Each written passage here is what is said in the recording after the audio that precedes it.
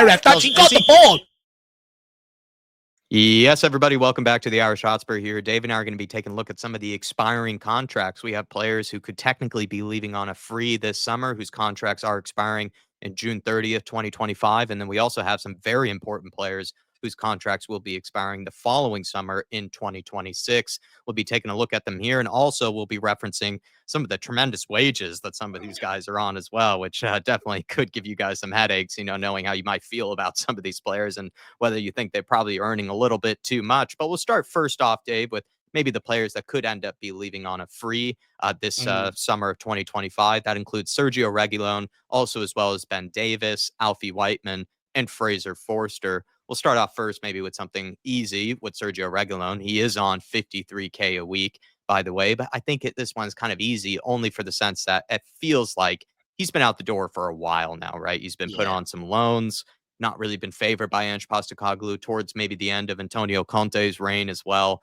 Wasn't really favored by him. So Sergio Reguilon, this one's going to be quite easy. It's just, I guess the unfortunate thing is that he's going to be leaving on a free.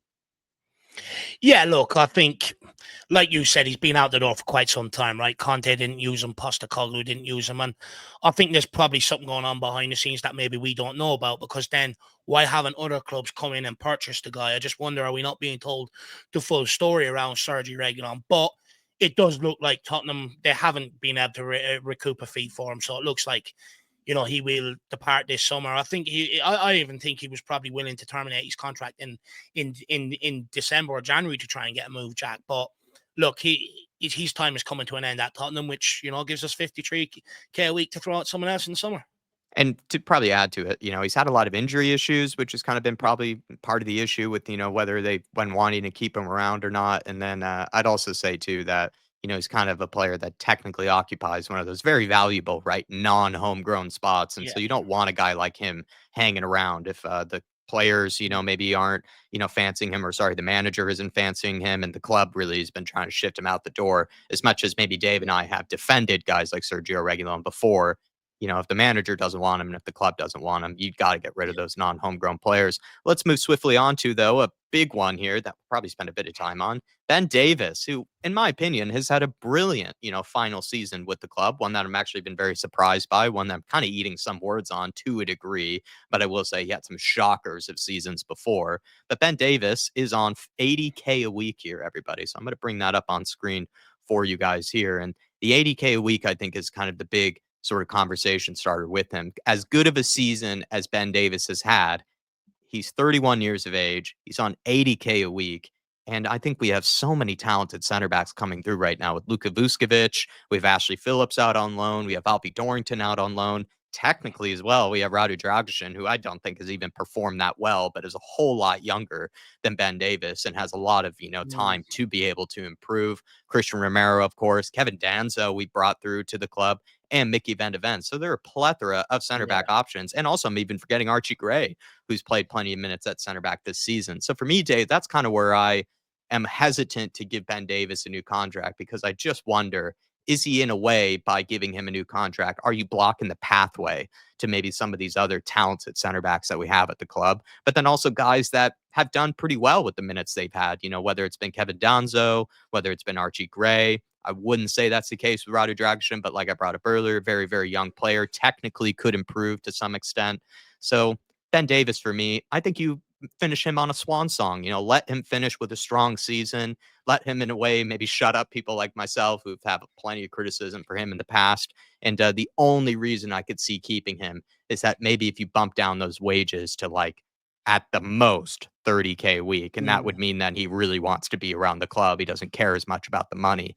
But what are your thoughts on Ben Davies and whether you would keep him around or not? Look, Jack, I think from my understanding, I think the club actually have an option if they want to trigger it by a further year, like they did with Sonny. But I wonder, are they very hesitant considering how much wages he's on in terms of the contribution that we've seen over a number of years? If you take him off an isolated season this season, you would probably argue or make the argument he deserves maybe a new contract. But like I've tried to highlight this season, when you've got 80K on the line, it's a massive motivator. But where was that in maybe the couple of seasons before that? Look, don't get me wrong, he's a good club man. He does a lot of the He does a lot of work for the club off the field in terms of going to events and all this sort of stuff. He does a lot of that work, and I think a lot of the players would appreciate that because a lot of them don't want to be doing it. When he's not there and he's not doing it, it means other people have to step up. So, I think maybe some of the players might even be pushing for him, to get a new contract, to do all these social media duties, the videos that Tottenham put out, all these events and stuff like that. But I'll be honest with you, Jack. Look, as much as a good servant Davies has been, to Tottenham, under Pochettino, and I'd argue this year underneath Postecoglou to a certain degree, I can't forget the 2 or 3 year period in between that when you are in the comfort zone and you haven't produced the level of performances that maybe I've been expecting and stuff like that. So for me, I think the only way he does get a new contract is if the club are negotiating with him on a much more reduced sort of wages. But if you're Ben Davies, do you want to take that, knowing Yeah, that you gamble going to Saudi Arabia, the MLS, and potentially good points. get similar wages? So for me, I think honestly, I wouldn't be surprised if this comes to an end this year, Jack. I wouldn't be surprised to see an emotional goodbye from Ben Davies on the last home game of the season. I think he's already been given a testimonial as well, technically, for like the amount of time that he's been spending at the club. If he's already on like 10 years or something like that. So, in a way, this is probably the best way to end it off, for Ben Davis. I don't really see the reason, to extend him. You can't Also, have just him on more than Van de Ven and a doggy. You and can't. He said Danzo, so Danzo bad. on Yeah, 25K a week. Maybe exactly. Danzo's we don't know the whole picture. Maybe when Danzo does sign permanently with the club, maybe that wage does get bumped up a bit more, but still Mm, I wouldn't expect him to be bumped all the way up to 80K a week or anything no. like that. Even guys like Brennan Johnson, who we've criticized multiple times, technically earns less than Ben Davies. Sarchi Gray earns less than Ben Davis. Destiny Udogi earns less than Ben Davis. Yes, Jed Spence earns less than Ben Davis. So there's a Yeah. lot of players that you would say probably deserve that 80K a week more than he probably does to an extent. But like I So said, like, it'd be a great way to finish off, right? For a guy that has been heavily criticized by us, I'd say finish off on a high. We've said that all season. mm, That's not something we've ever shied away from, right? He's given some good performances for us this year. He's actually been pretty reliable for the most part. And so finish on a high, then move on to a different club. no, 100%, Jack. And I think, you brought up something there. For me, I think it just sends out a bad precedent having someone like Davies on higher than your Van de Ven, your Dogies, your Jed Spences, and that, considering the contribution of some of these players we're talking about compared to your Ben Davies. But I think Ben Davies, to a degree, should probably end on a high this season because he's come full circle in the life of Dave, Jack. A player that are previously lambasted and ridiculed, and I would argue, rightly so, with what I was seeing on the football pitch and a lot of the mistakes and stuff. However, this year, he's got my praise and my accolades. So, he should probably end on that, Jack. Yeah. And if anything, too, he's probably shown to be probably just that little bit better than Davinson Sanchez or maybe Eric Dyer Mm, ever were with how he's played this year. Let's mm. tackle two goalkeepers here, Dave.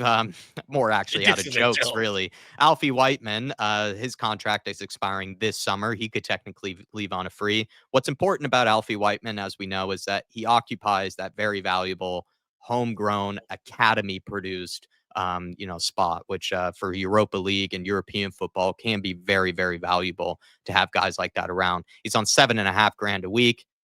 Being the backup goalkeeper, what a privileged life that is to be. He probably thinks more about his DJ career, his influencer career, than he ever does really about being ever a Tottenham goalkeeper. But I do wonder if it's really necessary to keep someone like him around further. I really doubt it. You could probably try to give Luca Gunter maybe a bump up.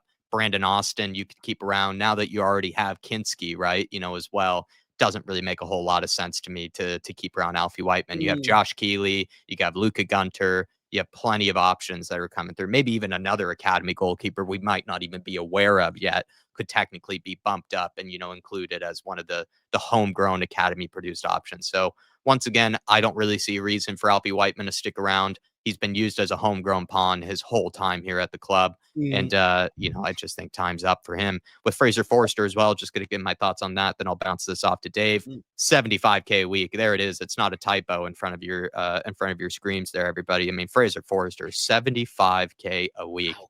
Good for him. But the guy has shown to be a pub keeper in like the last sort of year or so. I think we got the best juice out of the squeeze when he came in for Hugo Lloris. I showed a lot of praise actually for Fraser Forster because I felt like I was proven right, with how bad, Hugo was starting to play, in his last final moments with the club. I think Fraser Forster was actually better than him in that sort of final few months, with Antonio Conte. That being said, though, I don't think that's worth keeping a guy like that around on 75K a week. Mm, And he's also been used as well to some degree as kind of a homegrown sort of filler and homegrown pawn to some extent. mm. But Fraser Forster, the big tree, Dave, time to say goodbye, in my opinion. Yeah, I think when it comes to Fraser Forster, Jack, look, 75K a week, first of all, if I would have known he was on that ages ago, I would have been moaning about it a lot longer. So I'd say people probably out there are delighted I haven't caught on to this, quite some time ago. But look, Jack, you got to remember he was thrown in there when Vicario went injured, and look, he's 37 years of age. We seen every bit of his age when he was put out there, but at the end of the day, it's not his fault. Usually, keepers of his age Yeah. are third wheeling in and around the club. You look at Scott Carson, what is he, 50 at Man City?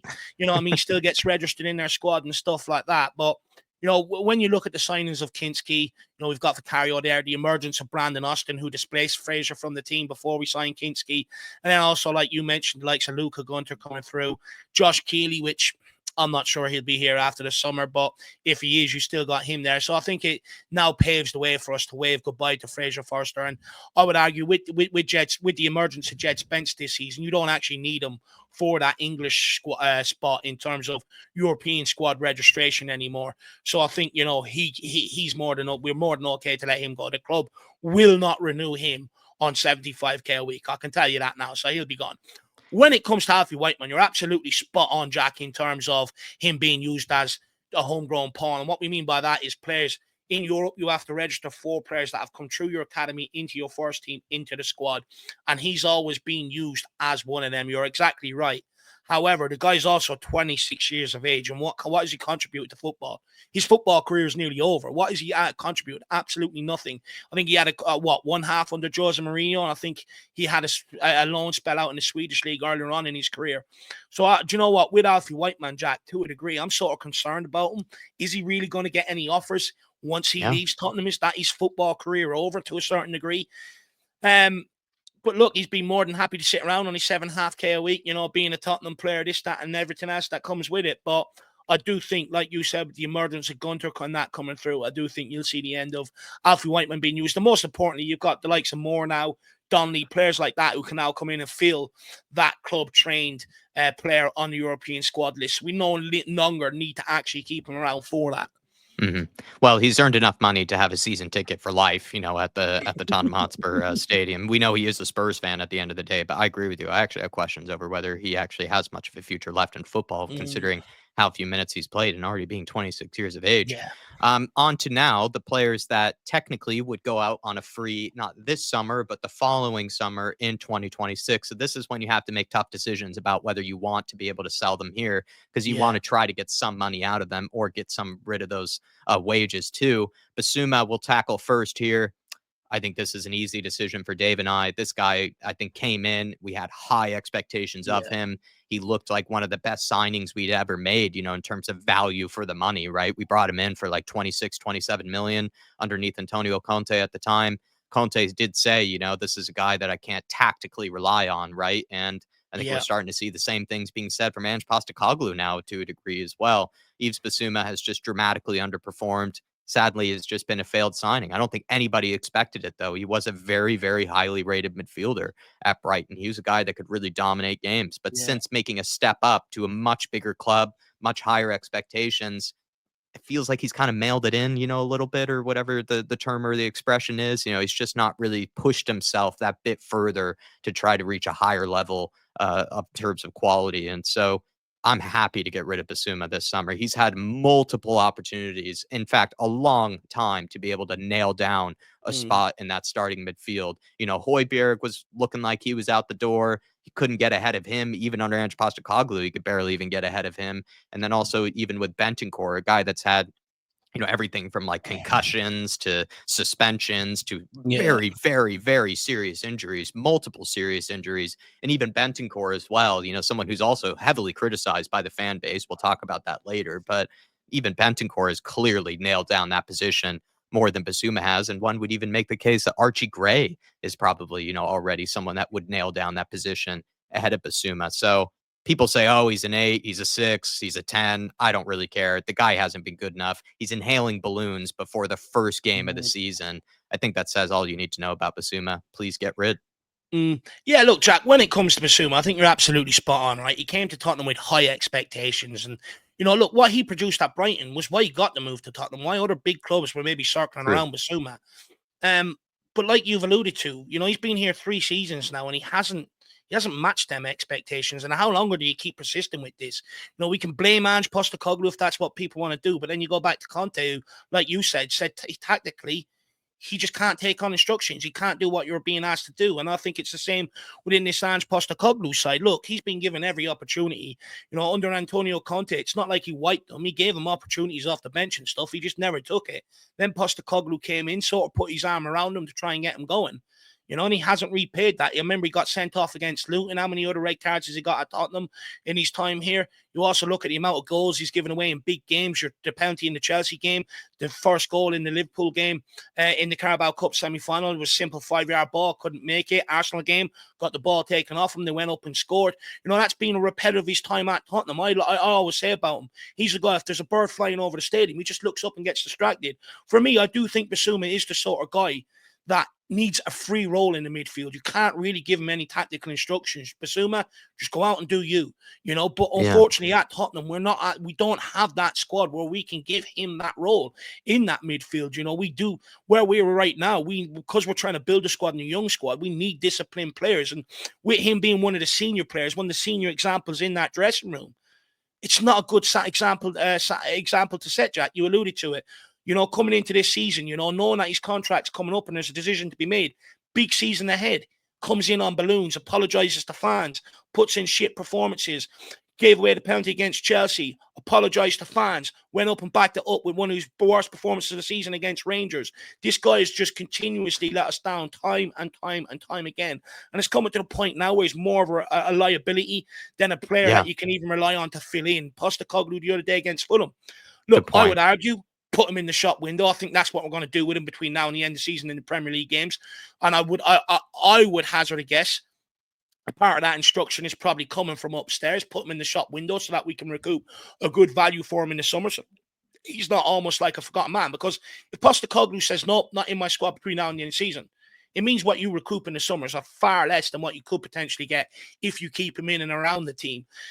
So for me, I just think, unfortunately, it's another example of a player that's come here and had every opportunity, but has used all them opportunities just to let people down and piss them off, Jack. So unfortunately, his time has come to an end and he's got to go. He's not good enough. Ray, Bergvall, Moore, Donnelly, people like that, all coming through, Viscovic coming and stuff like that. They need to look at senior players. They need to be able to go to them in the dressing room for advice. They need to look at what they're doing on the training ground week in, week out, to the examples that they set to reach that level. Same on the football pitch. I'm sorry, but he's not one of them guys, Jack. Fuck him off and get him out. Now, this is going to be a difficult conversation, and there are a lot of players that we have to talk about here. But the other one is going to be Sonny. He's on 190K a week at this moment in time. Some may think that's too much. I think he's earned it, to get to that point, in terms of 100%. salary. And also, Dave brought up to me there are actually some players like Mason Mount, who earned a 250K a week. So that's just maybe some context to the fact that Sonny clearly has done more than Mason Mount ever has in the Premier League, and is actually in fact earning less. So credit to Daniel Levy and others to maybe keep that down. For me, with Sonny, if there were players that were outperforming him this year, completely, like let's say if Brennan Johnson was getting much better numbers, let's say Kulusevski were getting much better numbers, James Madison were getting much better numbers, I think there could be a real serious conversation, about whether he is maybe starting to reach the end here. And I think he has been showing the signs of age. I think he's showing that he can't consistently play at the same level that he did before. But you look at his numbers still this season, he's still one of our top goals and assists, contributors to this team.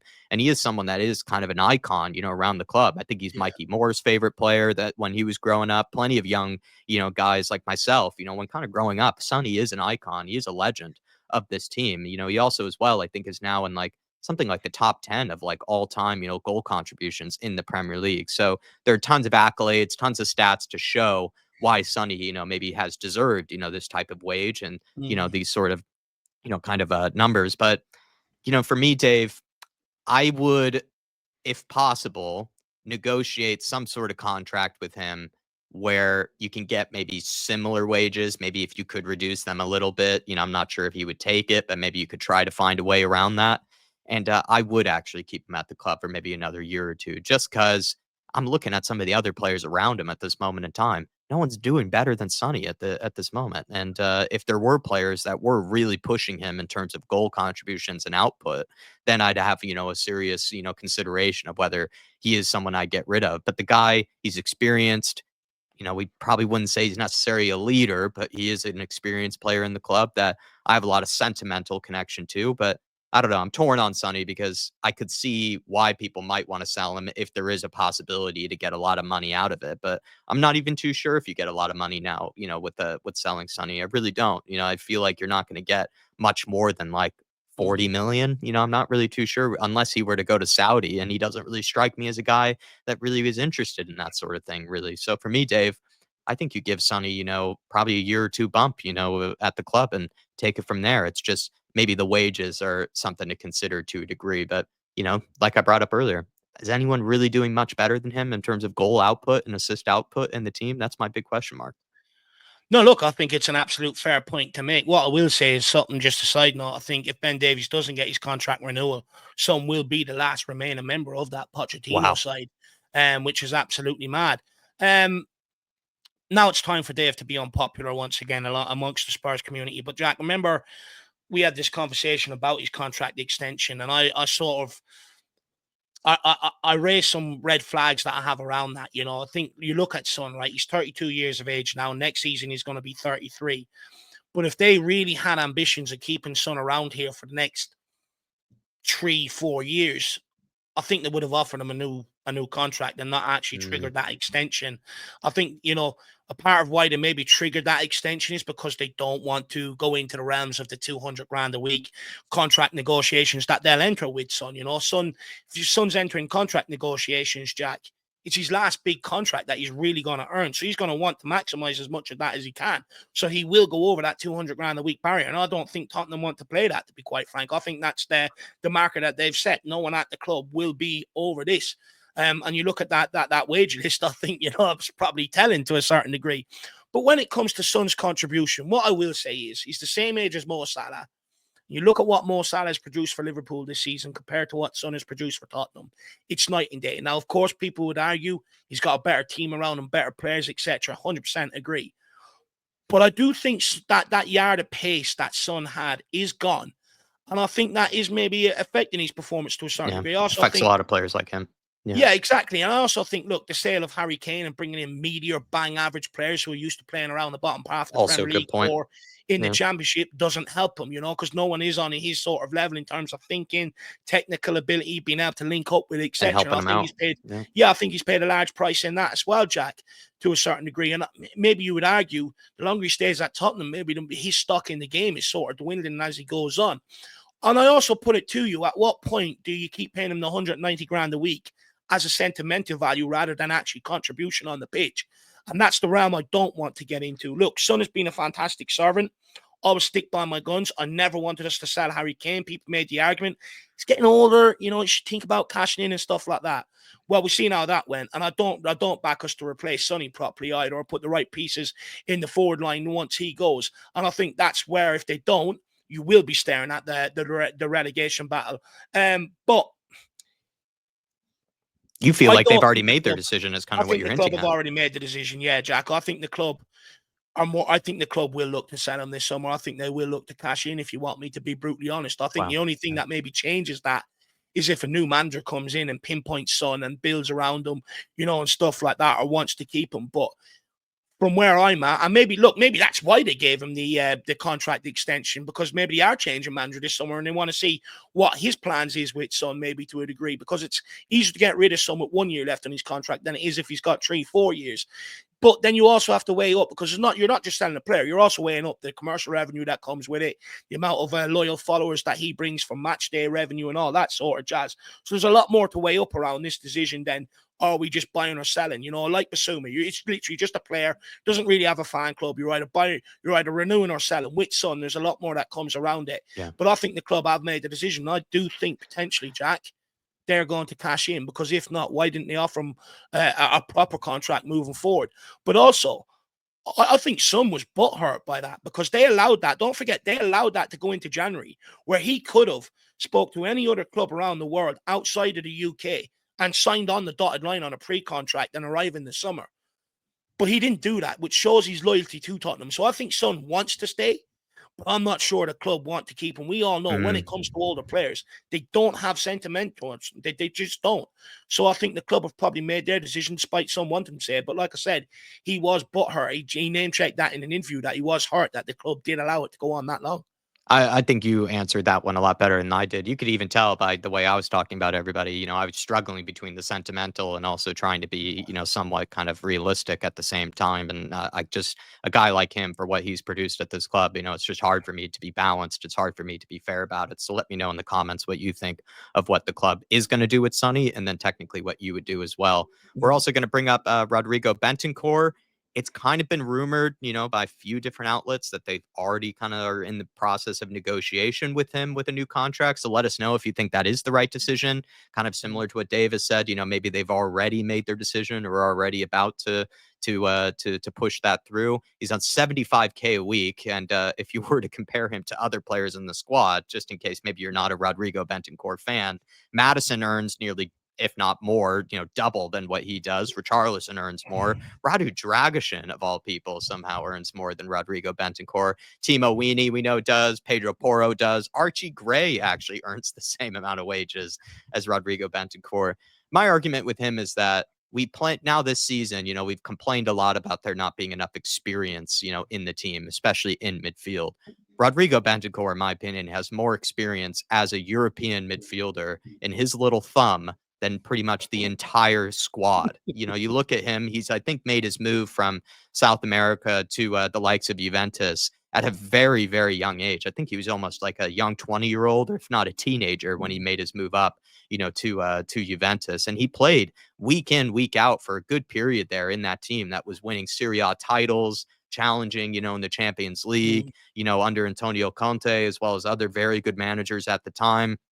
And also, he's been pretty much a mainstay in that Uruguayan midfield, which we know is a very historic, very pressureful, type of team to play for, a very historic team. And I think he's a guy that you want to have around just for the sake of not only experience, but I think he's also put in plenty of good performances at this club. I think in the last couple of weeks, he's definitely had some stinkers, here and there. You could argue pretty much the whole team has had some stinkers, just to maybe add a bit of context to some degree. But I think Bentancur is shown to be a much better midfielder than Bissouma. I think, when he was under Antonio Conte in that two-man midfield before he had that big injury in the Qatar World Cup, he looked like he was having one of the best seasons of any midfielder in Europe. He was producing goals. He was getting all around the pitch. He was, like getting assists. He was popping all about. He's getting stuck in. He actually was looking even better than Højbjerg. And I think Højbjerg was having a great season under Antonio Conte as well. I just feel like, plenty of us have made the case that we need more experience. We need more guys who have a wise head on their shoulders, ones who have been around, guys who have been in high pressure situations before. And we have said, should we have gotten rid of a Højbjerg, someone who did kind of offer that? I think Bentancur is a better midfielder than Højbjerg, in my opinion, and to a degree is just as experienced, if not more experienced, than even a Pierre-Emile Højbjerg. So for me, Bentancur is worth keeping around just because it's hard to even name a midfielder that much better than him. I think we all like Archie Gray, but is Archie Gray right now a better midfielder than Bentancur? I'm not sure. And then Bissouma, we all know I don't think is a better midfielder than Bentancur. So for only 75K a week at this moment in time, I think you have to keep him around, and also see, if he can, try to stay healthy, try to stay unsuspended, and see if we can get, some good performances from him, because I think people have quickly forgotten some amazing performances that he has had in that midfield. Look, 100%. Before his injury troubles, Jack, he was our best player on the team, you would argue, maybe outside of Kane and Son. He was our best player in that team, our most consistent. He's adding goals and assists from that midfield. He'd often go on the press. But I think the fact that he's been out so long through injury suspension and still walked straight back into that midfield, even though being more or less a year or so out, I think speaks volumes of, how highly regarded he's in around the camp and maybe what he brings to that midfield than others. I'd also argue, out of all the senior midfielders there, Madison, Bissouma, he's my most trustworthy. He's the one I put my most faith into and that I think I can trust the most. And look, I think, to a degree, he's probably our best midfielder. I think you mentioned to me beforehand. We're starting to get into the realms of him now. Well, actually, no, you didn't mention this part. This part I'm going to add on, and then I'll mention the part you mentioned. But we're coming into the realms now where people are almost like, oh, is he as good as we say he is? Basuma have problems with him, this, that, and the other. And it's like, I think we're entering into the realms of what we were with Højbjerg, where he's like becoming almost divisive. But I think, he probably gives more to the team than what people think. And I think he's a player that we should be keeping around. I'm glad that Tottenham will be entering contract negotiations with him as well. Now it's just a case that if Bentancur wants to sign on the dotted line or not. But I do hope we can find a resolution and keep him here, Jack, because I think he's our best midfielder, and I think he's the player that midfield, to a degree, should be built around. It's easy to say it should be built around Bergvall or Archie Gray. They're young kids. Bentancur's 28 years of age now. You can build the rest of that midfield around them, put the right players around them, and have a really good midfield. And I think he's our best player in that midfield, so I think we've got to keep him. It's a no-brainer, Jack. Yeah. Well, let us know, everybody. There's lots of contract, kind of situations. We actually even left out, the players whose contracts are expiring in 2027. We just think that might be a whole separate video. We Yeah. definitely went on in this one just because there's a whole lot to say about a lot of these guys. So please, everybody, smash the like button for us. Get into the comments, please. Let us know if you disagree or agree with anything we might have said here. And feel free as well to suggest any other videos you might want to see over this international break. And also consider becoming a member if you want to support the channel any further. We'll see you next time. Come on, you Spurs. Come on, you Spurs.